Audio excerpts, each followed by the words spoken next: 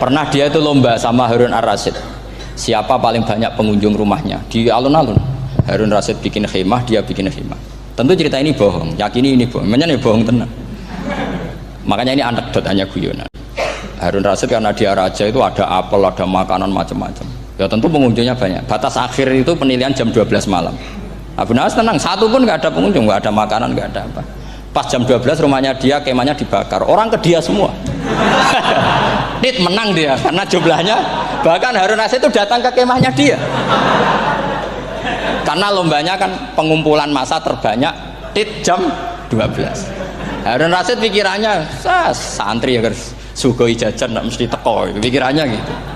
Abu Nawas pikirannya beda, jenis ono kebakaran pasti datang. Wis dihitung biaya khemah sama hadiahnya banyak hadiahnya.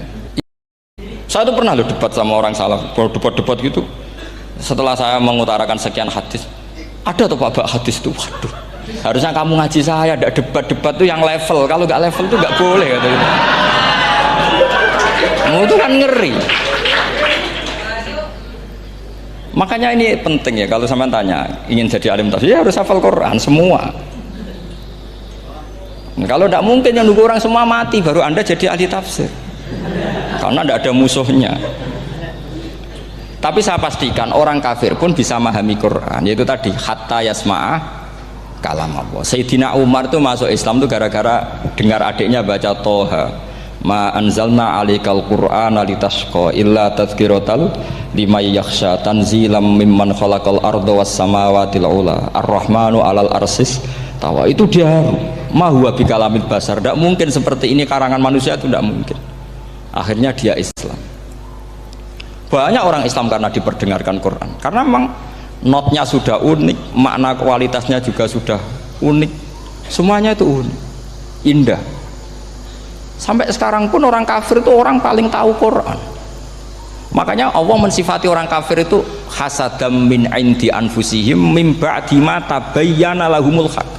Sekarang sama saya tanya, orang sing tabayyana lahumul haq itu orang paham apa orang tidak paham? Mereka orang kafir itu mengingkari Quran, padahal min ba'di ma tabayyana lahumul haq, setelah kebenaran nyata bagi mereka. Nyata bagi mereka artinya orang kafir paham atau tidak paham? Paham. Cuma mereka punya penyakit hasadam min intian. Mereka juga kalau ada ayat tentang ahkam yang memberatkan, mereka bilang i'ti bi Qur'anin ghairi hada au badil. Muhammad harusnya jangan tema itu yang diangkat, buat cari Quran yang lain yang enggak tema itu. Mereka sampai memilih tema itu karena paham apa karena tidak paham? Karena paham. Makanya di makalah saya pastikan ngaji tafsir itu gampang, karena orang kafir pun bisa. Kalau kasus Ahok itu bukan paham itu melintir, beda, paham sama melintir itu beda. Itu diterjemah ke menang tuh jangan mengangkat kawan orang Islam, bukan mengangkat pemimpin. Ya likanya kalau ngangkat teman saja tidak boleh, apalagi ngangkat pemimpin. Fatal mana berteman sama orang salah sama ngangkat. Saman kancanan maling ini apik nak menawa nang andani terus ngangkat, hei maling ke pimpinanku, parah mana? Parah mana? Artinya sama saja ketika diterjemah jangan ngangkat teman, sebetulnya ngangkat pemimpin lebih fatal. Itu kan mafhum awlawiyah, itu kan normal saja. Itu di Quran biasa, misalnya innalladzina ya'kuluna amwalal yatama dzulman, orang yang makan hartanya anak yatim secara zalim. Kamu bilang, Gus saya tidak makan kok, sepeda motornya tak gasap, tak jual. Yang diharamkan kan makan. Wah ya sarap kalau gitu.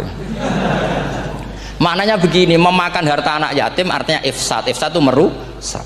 Nak ngono ikhraq, membakar atau mencuri sama dengan makan, bal asad, malah kan lebih apa? Lebih apa?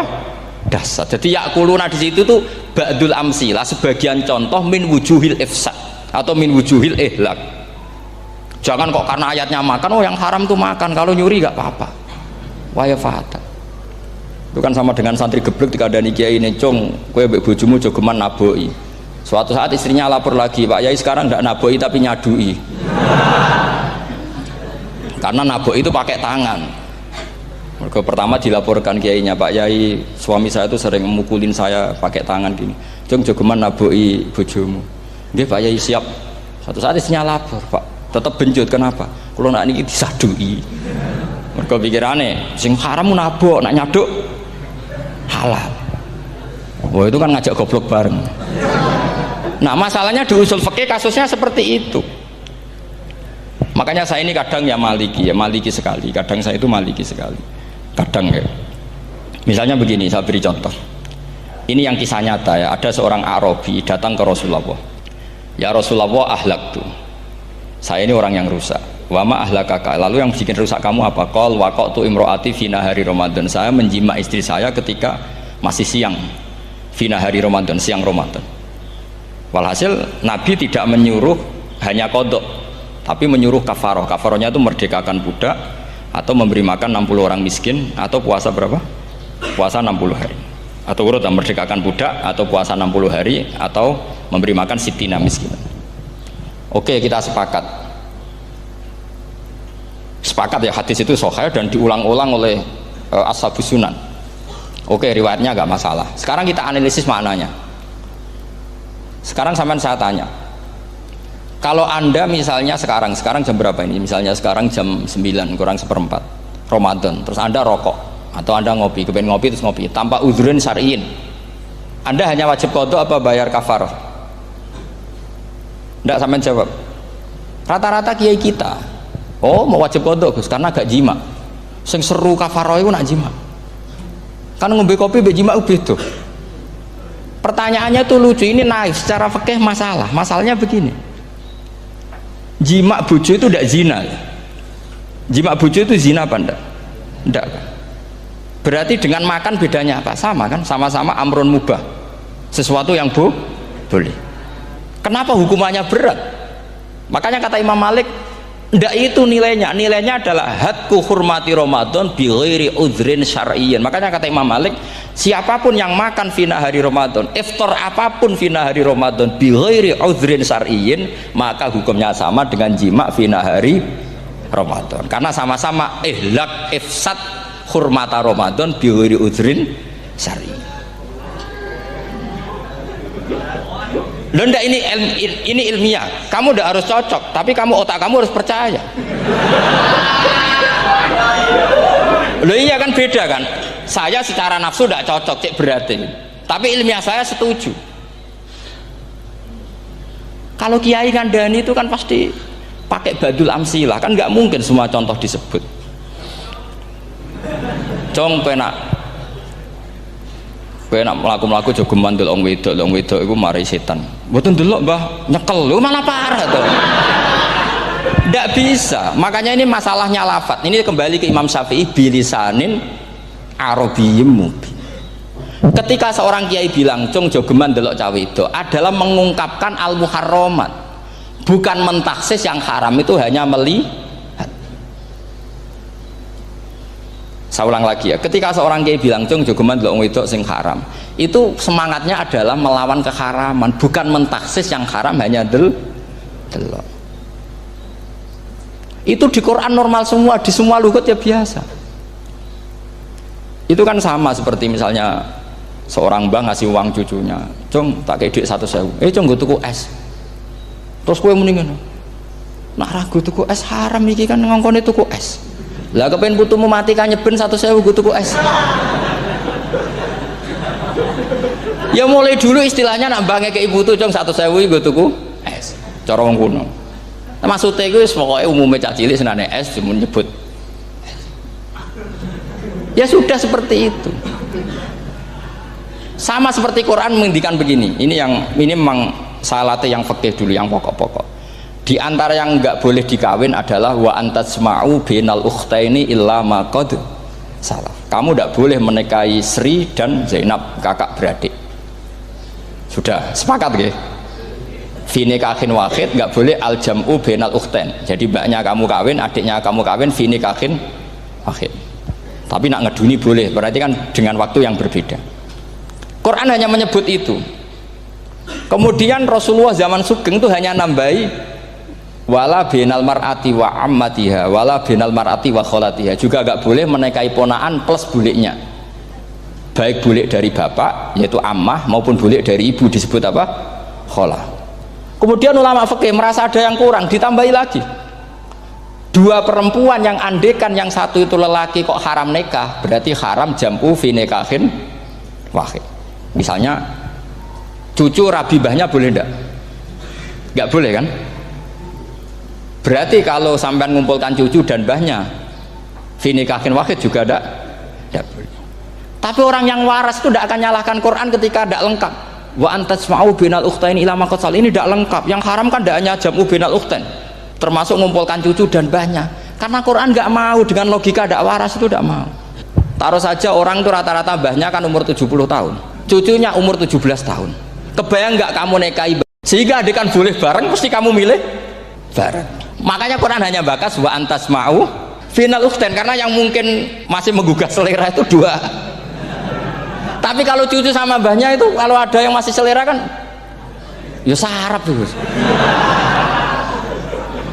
Tapi fikih sebagai kaidah tetap menerangkan termasuk yang haram jam'u adalah bainal mar'ati wajad datiha. Paham juga maksudnya? Artinya ketika menyebut itu tidak jaminan merangkum semua hukum, tapi ba'dul amsilah. Fa'innal akila yaktafiya bi isyaratil ba'di, karena orang kalau punya akal diisyaroi sebagian sudah paham. Ini penting kalau aturakan. Jadi ini penting. Nah bayangkan sekarang banyak gerakan-gerakan ahli Quran katanya, tapi nggak memahami ilmu usul fikih. Quran ra ono ya wis. Nang Quran ra ono cerita harame asu, nak ngono asu ya halal. Ora ono Qurane. Sing ra ono iku tekem ora Qurane, kok aneh-aneh. Itu kan sama terus sampean misalnya tadi jam 09.00 Ramadan tambah uzurin syariyin terus mangan mie rokokan. Itu kan melecehkan Ramadan biguri uzurin syariyin, karena melecehkan hurmata Ramadan kena sanksi separah itu. Jangan kamu terus bilang tapi Nabi hanya bilang masalah jima final Ramadan. Jima istri itu hukumnya itu tidak zina, hukumnya itu mubah sama dengan makan. Ini cara madhab Maliki, tapi kita alhamdulillah madhab Syafi'i. Ya itu masalahnya. Berhubung itu menguntungkan sami'na wa ta'na. Nah, itu. Tapi saya sendiri dalam konteks ini, saya itu ya sangat-sangat Syafi'iyah, sangat-sangat Syafi'iyah. Dalam banyak hal sangat-sangat Syafi'iyah. Tapi dalam banyak hal kadang-kadang saya ya Maliki. Ya, itu kan kalau sampean tanya kenapa gitu, ya hikmah baca banyak saja. Karena yang Syafi'i itu ya karena bacanya hanya Syafi'i. Itu bukan fanatik, itu keterbatasan. Jadi itu beda, ada apa itu namanya, ada fanatik, itu keterbatasan. Itu beda sekali. Jadi kita harus ngaji yang banyak. Saya itu termasuk utang ya sama Imam Syafi'i itu baca kitab Ar-Risalah. Itu kitab yang kadang satu ulama baca sampai 500 kali. Yaitu Imam Syafi'i itu dalam kitab Risalah itu begini, ini termasuk ulumul Quran yang paling penting. Muqaddimahnya begini. Wan nasu sinfani min awalil amri. Wan nasu sinfani. Ketika Rasulullah datang membawa Quran itu manusia hanya ada dua. Al kuffar sing dari jenis ahli kitab dan kuffar dari jenis yang tidak ahli kitab. Bahkan tidak ada orang Islam zaman itu. Pertama Nabi jadi Nabi itu adakah pendengar yang Muslim? Kan tidak ada. Semuanya ahli kitab. Makanya susah kalau Quran kamu analisis korbannya orang Islam tuh, kata Ibnu Umar tuh lucu. Dulu tuh mukhatabnya tuh orang kafir, jelas kuliah ayyuhal kafir. Ya ayyuhan nasu ubudu rabbakum alladzi khalaqakum. Jelas orang kafir. Karena orang Islam nggak mungkin dikhatabi ubudu rabbakum. Makanya Imam Suyuti kalau nafsir itu ngeper ubudu rabbakum wahiduhu. Tapi kalau mukhatabnya orang Islam dawimu alal ibadah atau dawimu alat tauhid. Karena dia tahu kalau mukhatabnya orang kafir ubudu ya masih wahidu. Kalau sudah Islam kok dikhitabi ubudu mudawamah alal ibadah. Itu saking alimnya Imam Suyuti. Ini saya teruskan. Kalau mukhatabnya itu orang kafir ahli kitab, itu kemungkinannya ya dua cara mereaksi Quran, yaitu disebut lam yakunil ladzina kafaru min ahlil kitabi wal musyrikina munfakina hatta ta'tiyahumul. Jadi lam yakunil ladzina kafaru, jelas kafaru itu umum. Kemudian ditafsir kafaru itu ada yang min ahlil kitabi, berarti kafaru yang jenis Yahudi Nasrani. Ada kafaru yang min ahlil kitabi wal musyrikin, kafaru yang jenis musyrikin, yaitu kafir Mekah. Karena cara kaidah nahwu al-atfu yaqtadi taghayyur, kalau ada ataf pasti konteksnya beda. Ja'a Zaidun wa Amrun, berarti Zaid ada Amar, Amar ya ada Bakar. Karena Ja'a Zaidun wa Amrun wa Bakrun, pasti orang ini berbeda. Tidak boleh orang yang sama kamu pakai ataf. Ini sudah clear ya ini ya. Kemudian cara pandang mereka ya beda. Ketika Rasulullah mengajak tauhid, itu ahli kitab tidak masalah. Memang harusnya Tuhan itu satu. Tidak masalah bagi ahli kitab. Problem bagi ahli kitab adalah Muhammad itu nabi. Itu kita nggak suka. Kalau Tuhan satu oke, tapi kalau Muhammad nabi tidak oke. Kita bisa jadi nabi, kata mereka, karena mereka merasa nasabnya sampai Ibrahim. Sementara zaman itu mereka sanksi Muhammad itu nasabnya konti, gak jelas. Ini penting kalau aturakan. Sehingga dalam konteks ini Allah menjawab ahli kitab dulu. Ini itu disebut Muhammad itu nasabnya jelas. Ini itu fihi ayatum bayinatum maqamu Ibrahim. Ini saya dengarin. Ibrahim itu jelas pernah ke Mekah. Bukti Ibrahim pernah ke Mekah adalah jejak kaki Ibrahim di makam apa? Makam mereka artinya buatan kuburan, buatan jejak kaki Ibrahim ketika bangun Ka'bah. Fihi ayatum bayinatum maqamu Ibrahim. Pun. Kalau Ibrahim pernah di Mekah, artinya beliau pernah nikah di Mekah. Paling tidak punya dzurriyyah di Mekah. Ini gua Ismail dibawa ke Mekah. Jelas ayatnya wa id yarfa'u Ibrahimul qawaida minal baiti wa Ismail. Ini dengarin ya. Sebab itu saking alimnya berjanji itu beliau tahu betul masalah utama Rasulullah Muhammad adalah disangsikan nasabnya. Sebab itu kitab berjanji pertama cerita setelah dia alhamdulillah macam-macam awalu ma'anab tadi saat terus dia bilang wa ba'du fa'akul huwa Muhammad bin Abdillah bin Abdil Muttalib. Saat terus ya wa ba'du fa'akul huwa Muhammad bin Abdillah bin Abdil Muttalib wasmu syaibatul hamdi humitat khisaluhus saniyah. Saat terus ibnu Kusoyin, saat terus sumiyya bi Kusoyin litaqosi fi biladi kudu'atal Qosiyah. Karena dia tahu yang masalah bagi Rasulullah itu adalah masalah nasab bagi mereka loh, bagi mereka yang kafir. Terus beliau ngendikan ditutup wa adnanu bila raibin indadawil ulumin nasabiyah ila dhabihi Ismail nisbatuhu wa mun. Jelas saya Adnan itu pasti puter cucu-cucunya Nabi Ismail. Karena orang Yahudi yang disoal Muhammad itu, kamu itu siapa kok tahu-tahu nabi? Kamu orang Arab. Orang Arab itu tidak pernah ada nabi. Yang nabi itu normalnya orang Israel, yaitu turunan Yahudi, karena Yahuda bin Yakub bin Ishak bin Ibrahim. Akhirnya Allah membuktikan fihi ayatum bayinatum maqami. Bukti kalau Ibrahim pernah di Mekah adalah jejak kakinya di Mekah, itu dekat Ka'bah. Ini jawaban Allah yang tentang ahli kitab, karena sudah jelimet. Ada ilmu ansab, ada ilmu nasab, ada polemik kitab samawi. Kalau kafir Mekah ini goblok-goblok. Ketika Rasulullah pakai teori tauhid, orang kafir Mekah itu sangat gobloknya bilang gini, Muhammad, kita ini urusannya banyak, utang kita banyak, kasus saya banyak, kok Tuhannya satu itu tidak cukup? Yaitu mereka mengatakan aja'alal alihata ilahau wahida inna hadza la syai'un ujab. Bagaimana Tuhan hanya satu? Urusan kita banyak, masalah kita banyak. Tuhan nggak boleh satu, harus banyak. Sejumlah urusan kita. Ada Tuhan BPKB, Tuhan macam-macam lah. Ada Tuhan kredit, Tuhan kas, macam-macam lah kan. Sesuai sebanyak urusan kita. Mereka tanya aja'alal alihata ilahau wahida. Masa Tuhan satu? Inna hadza la syai'un ujab. Ini aneh. Tapi Rasulullah dengan sabarnya. Kalau yang seperti ini Allah menjelaskannya beda dengan yang pertama, karena tadi orang kafir itu bisa min ahlil kitab, bisa wal musyrikin. Lam yakunil ladzina kafaru min ahlil kitab. Ada yang wal musyrikin. Semuanya ini tidak pernah munfakina hatta ta'tiyahumul bayyinah. Mereka tidak pernah tercerabut dari pikiran mereka, dari mainstream mereka, sampai ada bayyinah. Bayyinah itu kejelasan kebenaran atau benar yang begitu jelas.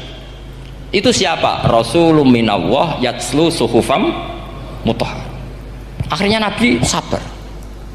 Saking sabarnya Nabi itu ngomong gini, ya di khalayak umum, mukhatamnya ya kafir semua.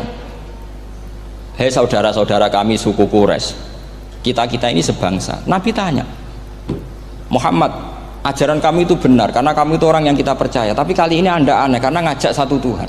Itu tidak mungkin, urusan kita banyak, satu Tuhan juga mungkin, Tuhan harus banyak. Kita punya 3 aja kurang banyak kan, banyak punya Lata, Uzza, Hubal kan?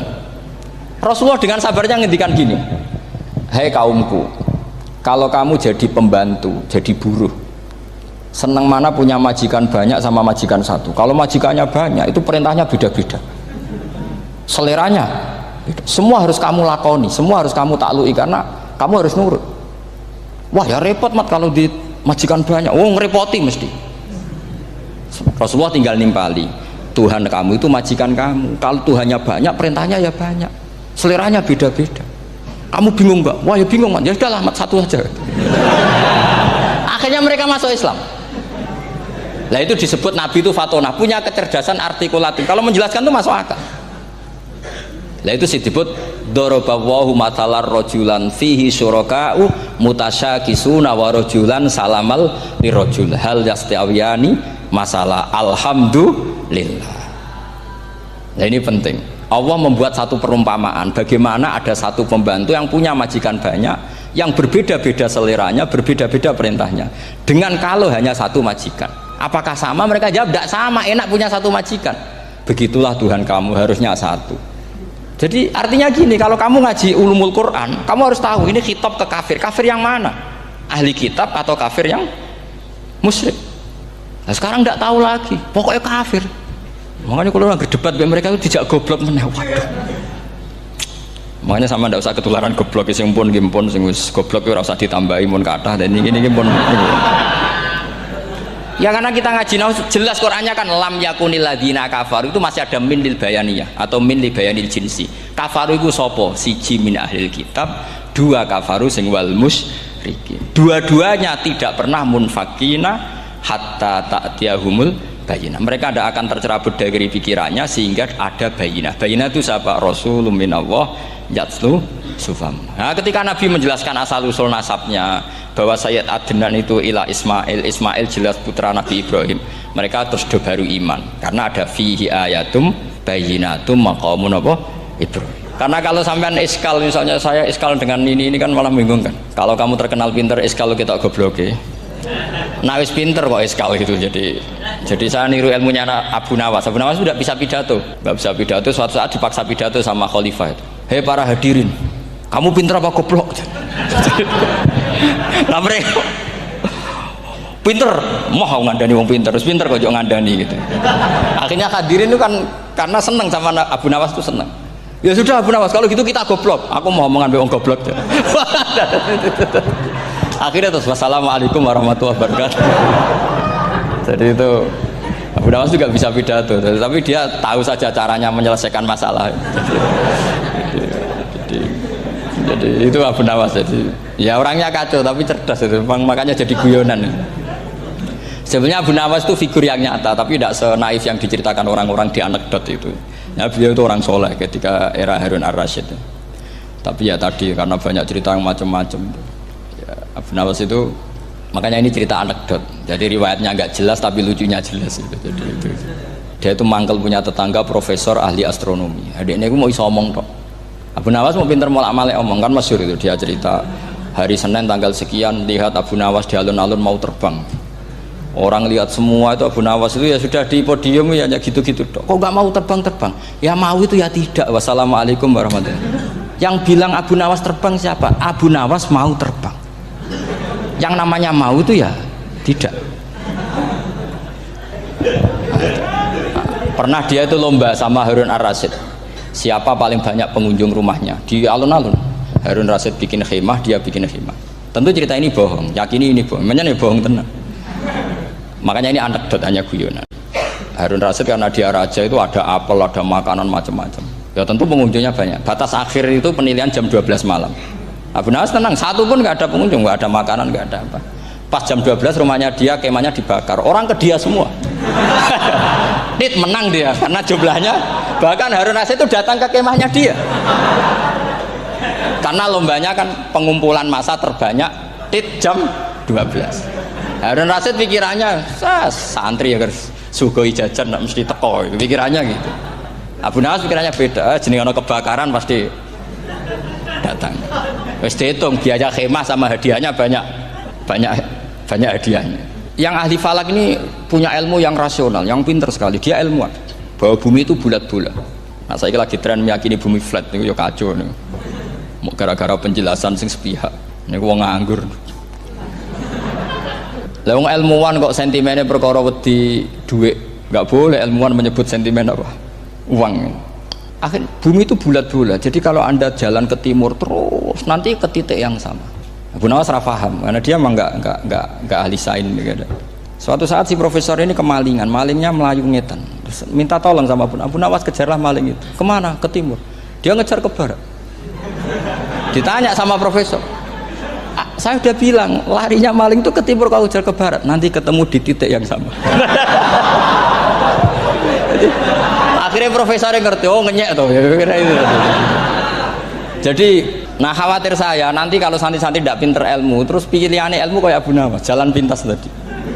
karena belajar falak jelimet, belajar faraid apa jelimet, ada aul, ada roh, terus semua ada masalah yang ruwet-ruwet, terus akhirnya mau olah bicara. Ini musibah, inna lillahi wa inna ilaihi raji'un. Itu tidak boleh. Quran tidak mengajarkan itu. Quran tetap mengajarkan ilmu meskipun ada nilai seninya. Ya tadi nilai seni tadi, misalnya Allah mencontohkan darabawu masalah rajulan fihi syuraka. Terus kedua uniknya Quran itu begini, setelah dipikir itu nyata-nyata lebih detail. Misalnya begini, ketika Allah mencontohkan ba'udah itu nyamuk, itu orang-orang kafir itu bilang gini, ya Muhammad, Tuhan Anda kehilangan stok ilmiah sehingga contoh itu enggak yang dahsyat tapi sekedar nyamuk. Wong nyamuk kok digawe contoh. Mbok ya contoh itu dinosaurus, tak jerapah, tak apalah yang keren itu. Mosok contoh apa? Terus Allah menjelaskan innallaha la yastahi ayyadriba apa masalam ma. Contoh apa saja? Apa saja itu ditafsiri ba'udatan fama fawqaha, entah itu nyamuk fama fawqaha atau yang di atasnya nyamuk. Maksudnya di atasnya itu fil killah atau fisighor, atau yang di atas nyamuk, yang lebih kecil ketimbang nyamuk. Sekarang saya contohkan kata Rasulullah, contoh yang kecil saja. Enggak usah bikin nyawa, enggak usah, itu terlalu mustahil. Seorang pemahat patung, terus kamu pesen, Pak aku gak eno patung gajah, mesti muni sanggup. Tak muni, Pak gak eno patung gajah, ukurannya ya semestinya gajah, oke. Tapi Pak aku gak eno patung nyamuk, ukurannya ya sak nyamuk. Kira-kira sanggup apa enggak? Artinya ketika Allah gawe nyamuk itu lebih sulit ketimbang gawe gajah apa lebih mudah? Lebih sulit, karena nyamuk yang sudah kecil, dia punya alat kelamin terus seberapa juga? Alat kelaminnya juga tetap harus ada lubangnya, terus seberapa? Temen saya malah ada yang cangkem elek bilang gini, lalu ya punya kumannya seberapa? Nah ini pentingnya ngaji akal. Kamu jangan hanya bilang wow dinosaurus, jerapah, seru nyamuk. Nah karena orang sudah ada itibar dengan nyamuk, didatangkanlah nyamuk banyak. Sebenarnya nyamuk banyak itu mergo mangkel, gak diperhatikan itu. Makanya terus. Lah ini saya tahadus bin Emat, istri saya itu sering protes. Istri saya kalau manggil saya Gus karena orang Jawa Timur, itu sama-sama jagongan itu, saya itu tidak pati sering digigit, namun ya digigit tidak sesering sampean, itu jelas. Terus saya tanya, Gus punya doa apa, kenapa tidak pati begitu digigit nyamuk? Saya bilang, karena saya sudah tahu hikmahnya nyamuk, jadi harusnya dia sudah tidak nyerang saya, kata saya itu. Makanya ini ijazah, agak mandi salah sampean gitu. Karena tadi logika yang terbangun gitu. Kalau Allah bikin gajah, melubangi belalai gajah itu masih masuk akal. Bahkan saat kita bikin patung masih bisa. Tapi kata tadi nyamuk itu sudah kecil, harus punya usus, harus punya alat kelamin, harus punya telur. Telurnya juga detail lagi.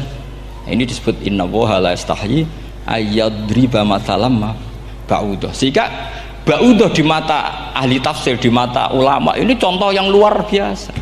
Tapi di mata orang-orang yang nggak seneng mikir, kok terima nyamuk itu. Makanya saya minta kangkang di sini bisa makan itu harus syukur. Makan itu luar biasa. Saya itu sering nyontohkan di Jogja ini. Saya punya teman sakit, kalau nggak ada obat dari Belanda itu mati. Kalau ini nggak dapat obat bagus dari Belanda atau dari Jerman itu meninggal. Berapa bulan lagi matinya? 3 bulan. Kalau nggak sampai dapat obat mati 3 bulan. Oh masih mandi obat yang di Jogja, apa itu makan atau minum? Kalau orang nggak minum nggak sampai 3 bulan sudah mati. Boy orang itu mikir seperti itu.